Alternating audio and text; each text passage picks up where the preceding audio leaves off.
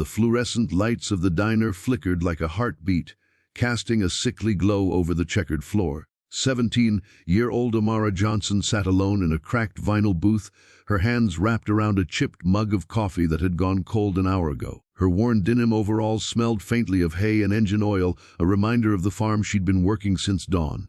At 250 pounds, with dark skin that glistened under the diner's harsh lights, Amara was used to the stares.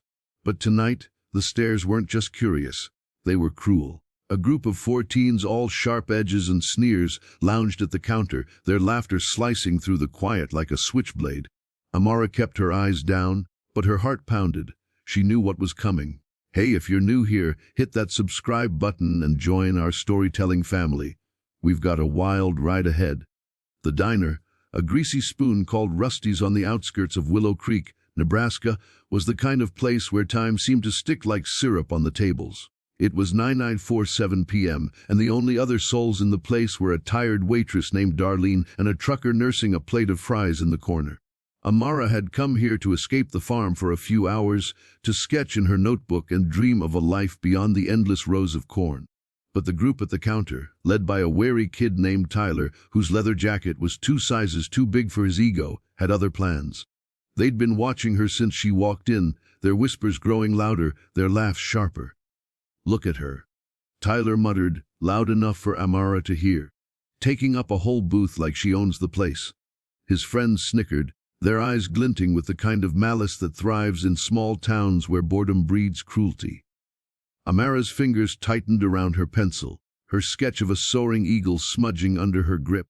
She wasn't new to this, being the fat black farm girl, in a town where she was one of the only black faces, made her a target as familiar as the sunrise. But tonight felt different. The air was heavy, like the calm before a tornado rips through the plains.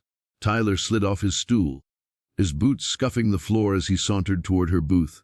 His friends followed, a pack moving in sync, their grins promising trouble.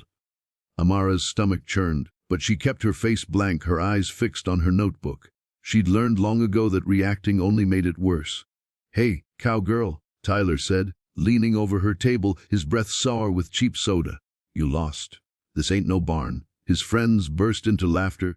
One of them, a girl with bleached blonde hair named Kaylee, mimicking a pig's snort. Amara's jaw clenched, but she didn't look up. She could feel the heat of their stares, the weight of their words pressing into her like a physical force. "What's that you're drawing?"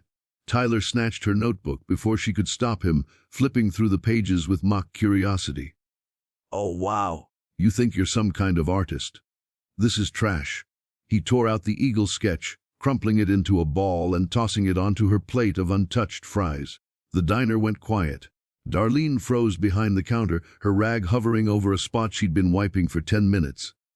The trucker glanced up but quickly looked away, not wanting trouble. Amara's heart hammered, her breath shallow. She wanted to scream, to grab her notebook and run, but she knew better. Running made you pray. Instead, she forced her voice steady.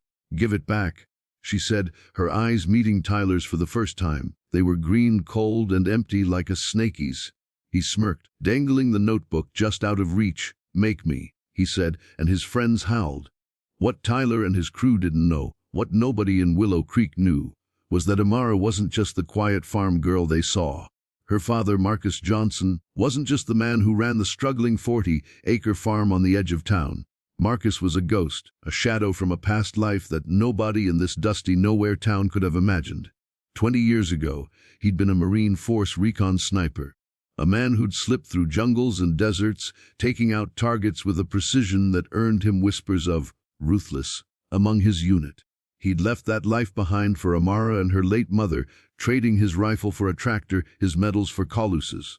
But the man who'd stared down warlords didn't flinch at small-town punks, and Marcus was on his way to the diner right now. Amara's phone buzzed on the table. A text from her dad: "Be there in 5, stay put." She glanced at it, her heart lifting slightly, but Tyler noticed. "What's this? Got a boyfriend coming to save you?" He grabbed her phone, scrolling through her messages with a mocking grin. "Oh, Daddy's coming. That's cute." He tossed the phone onto the table, where it skidded into her coffee mug, splashing dark liquid across her sketchbook. Kaylee laughed so hard she snorted again, and the other two, a stocky kid named Brad and a lanky one called Ethan, closed in, boxing Amara into the booth. "You're not going anywhere," Tyler said, his voice low now, dangerous. "Not till we're done." Amara's hands shook, but she kept them under the table, out of sight. She'd been here before, not this exact moment, but this feeling, the suffocating weight of being seen as less as a target, as a punchline. Growing up black in Willow Creek meant dodging slurs in the school hallways, hearing "you don't belong here" in 100 silent ways. Growing up fat meant the world felt too small, every chair and glance reminding her she took up too much space. But Amara wasn't weak. She'd hauled hay bales heavier than Tyler, repaired fences in 100-degree heat, and buried her mother 2 years ago when cancer stole her away. She'd survived worse than these kids. Still, 4 against 1 in a diner booth wasn't a fight she could win with fists. The bell above the diner door jingled, and every head turned. Marcus Johnson stepped inside, his work boots heavy on the floor, his flannel shirt stretched across shoulders that still carried the strength of his military days. At 6'2" and 220 pounds, he was a wall of a man, his dark skin weathered by years under the Nebraska sun, his eyes sharp enough to cut through steel. The air in the diner shifted, like the temperature dropped 10 degrees. Tyler straightened, his smirk faltering for a split second, but he recovered fast. "This your dad?" he said, turning to Amara with mock pity.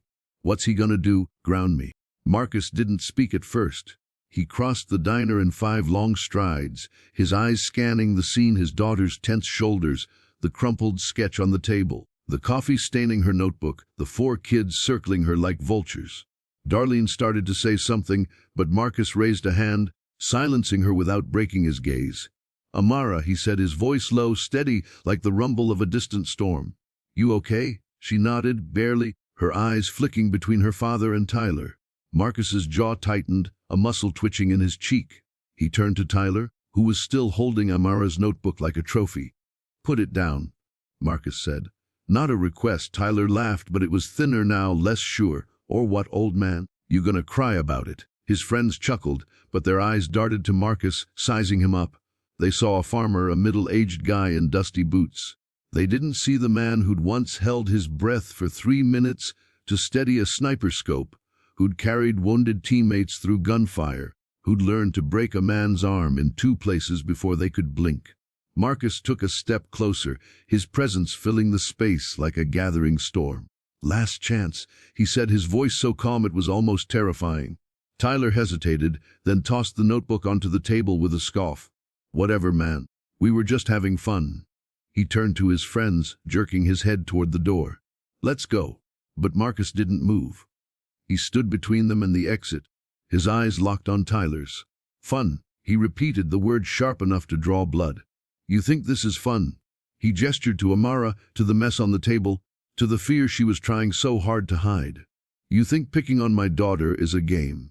The diner was dead silent now, the only sound the faint hum of the neon sign outside. Darlene clutched her rag like a lifeline, the trucker openly staring. Tyler shifted his weight, his bravado cracking. "Look, man, we didn't mean anything by it. Just chill." Marcus took another step, close enough that Tyler had to tilt his head back to meet his eyes. "You don't get to tell me to chill," Marcus said. "You don't get to walk away like this didn't happen." His voice was still calm, but there was a weight to it, a promise of something unstoppable. Amara watched, her breath caught in her chest, knowing her father wasn't just angry, he was calculating. What happened next was so fast it felt like a blur, but to Marcus it was muscle memory. Tyler made the mistake of shoving him, a clumsy push meant to reassert control. Marcus caught Tyler's wrist mid-air, twisting it just enough to make the kid gasp, his knees buckling as he hit the floor. The other 3 froze, their eyes wide. Marcus didn't raise his voice, didn't even break a sweat. "You touch my daughter again," he said, leaning down so Tyler could hear every word. "And you'll need more than a diner to hide in." He released Tyler's wrist, and the kid scrambled back, his face pale, his bravado gone. Brad, the stocky one, made a move like he was going to step in, but Marcus's head snapped toward him, and one look was enough to stop him cold. "Anyone else?" Marcus asked, his voice still that deadly calm. Nobody moved. Kaylee's smirk was gone, Ethan's hands were in his pockets, and Tyler was still on the floor, clutching his wrist. Marcus turned to Amara, his eyes softening for the first time. "Let's go," he said, picking up her notebook and handing it to her gently. She took it, her hands still shaking, and slid out of the booth. As they walked toward the door, Amara glanced back at the group, who were still frozen, their confidence shattered. She felt something shift inside her, not just relief, but a spark of something fiercer. She'd always known her dad was strong, but tonight she'd seen the man he'd kept hidden, the one who'd fought battles she couldn't imagine. Outside, the Nebraska night was cool, the stars sharp against the black sky. Marcus put a hand on her shoulder as they reached his pickup truck. "You don't have to take that crap, Amara," he said quietly. "Not from them, not from anyone." She nodded, her throat tight. "I didn't know what to do," she admitted, her voice small. Marcus looked at her, his eyes fierce but warm. "You don't have to know," he said. "That's why I'm here. But next time you stand tall. You're stronger than they'll ever be." He opened the truck door for her, and as she climbed in, she felt a weight lift. Not all of it, but enough to breathe a little easier.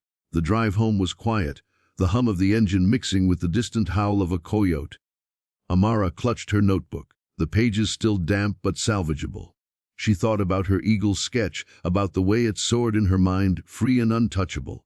She thought about Tyler's face when her dad had dropped him to the floor, about the way the diner had felt alive with something bigger than fear. For the first time in a long time, Amara felt like she could be that eagle, like she could rise above the smallness of Willow Creek. Back at the farm, under the glow of a single porch light, Marcus sat with her on the front steps. He didn't say much, just handed her a clean sketchbook he'd bought weeks ago, waiting for a moment like this. "Keep drawing," he said.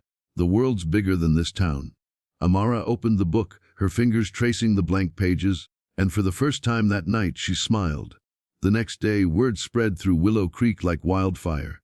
Tyler and his crew kept their distance, their swagger replaced by sidelong glances and hurried steps. Amara walked into school with her head a little higher, her sketchbook tucked under her arm. She wasn't naive.